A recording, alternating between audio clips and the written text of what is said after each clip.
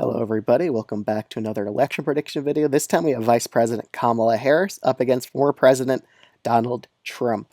So with Harris, it's possible that if Biden decides to drop out the race, let's say he does bad in the first debate, then we could see Harris maybe become the nominee because the Biden delegates would vote for her as the obvious stand-in for Joe Biden. And that's probably the most likely scenario, that Harris takes over as the nominee here.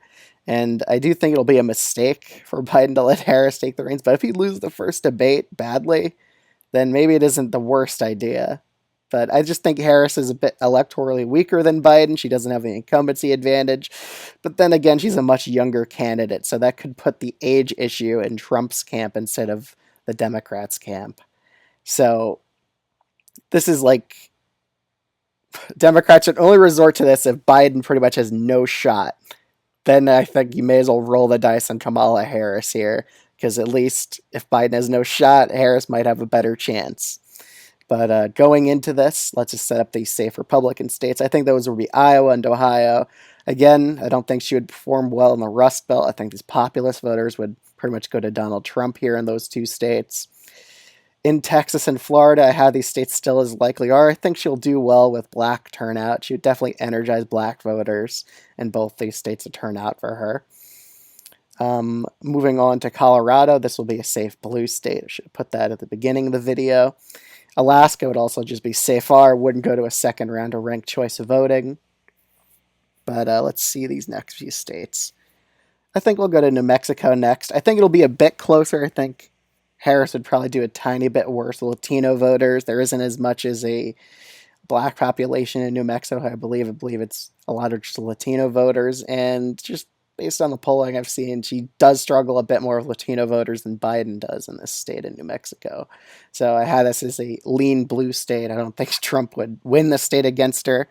She'd still win over enough voters to win it by about 4 percentage points, I would say.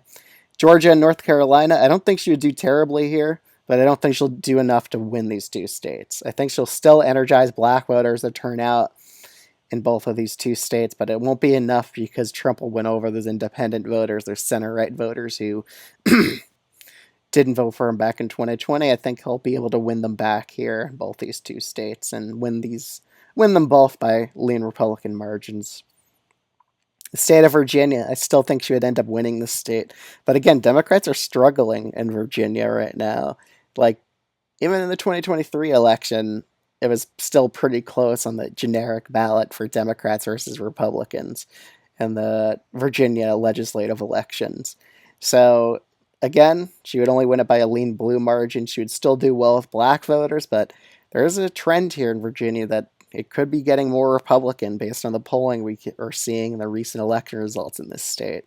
So, even though Virginia was zipping to the left, it might be coming back closer as a swing state in future elections. We have to keep an eye on it. Moving on to Nevada and Arizona, I think, again, Trump will still be pretty favored to win here. I think Harris is a bit weaker Latino voters. This is why I have both these states as lean Republican states. And then we have about 6 more states remaining. And Nebraska second. Nebraska second, I still think would go to Harris just due to the trends here and how the suburbs really don't like Trump too much. This district in Nebraska would still remain a Democratic control, but it'll be a bit closer. New Hampshire and Maine will be pretty close states here, but I think Harris wins New Hampshire because it's a more socially liberal state overall. However, she underperforms Biden in this state. And the state of Maine, I actually think it's a sleeper flip in this scenario. I think Trump will probably be able to narrowly win it out here just due to how rural of a state it is. It's a lot less college educated than New Hampshire is. I think Harris would have a bit of a weakness in this state, honestly. So that's why I have this as a tilt R flip, while New Hampshire remains blue. It's kind of weird to see Maine as Republican and New Hampshire as Democratic, but I think just the trend overall here, I think it'll probably actually end up happening that Maine's more Republican than New Hampshire is in the 2024 election. I think we're going to see it happen, just due to those college level educations and the polarization of that. So going down to the Rust Belt here, I still think Harris would end up winning the state of Minnesota, but by a much diminished margin of only tilt Democratic. But in these Rust Belt states, I think Trump will probably end up sweeping them against Harris. I don't think she would have the best populist appeal here. So I think Trump would end up winning Wisconsin and Pennsylvania. But Michigan will be going down to Tiltar. I still think she would do well with black voters and turning them out in the state of Michigan. But it won't be enough to stop Trump from winning here. So the official tally is Trump at 314 electoral votes to Harris's 224 electoral votes. So if you enjoyed this video and you're new to this channel, I'd highly recommend subscribing. And let me know in the comments what type of scenarios you want to see in a future video. Other than that, thanks so much for watching, and I'll see you all in the next one. Bye.